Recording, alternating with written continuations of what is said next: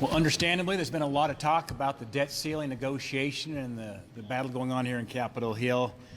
But it's important not to overlook a very important Supreme Court decision that was issued last week.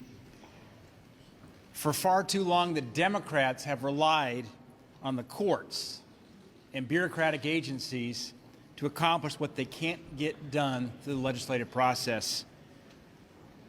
Well, some of those days are now over.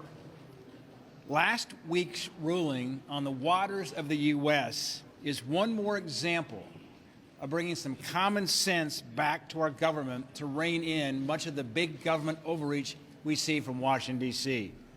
In the Sackett versus EPA case, the Supreme Court unanimously reaffirmed private landowner rights and cracked down on the overreach in the waters of the U.S. regulation.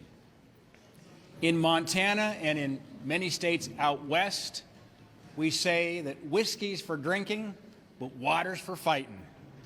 This WOTUS rule expanded federal regulatory power over waterways that even included dry ditches and dried up ponds. This allowed the heavy hand of the federal government to take away the land rights of Montana farmers and Montana ranchers, Montana families.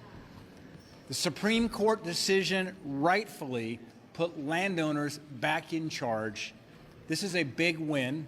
It didn't get a lot of coverage, as it probably should have last week when the Senate was in session.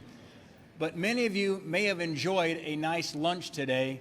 You can thank a rancher, you can thank a farmer, you can thank the fact they've got water available to make sure they can grow their crops and grow their livestock.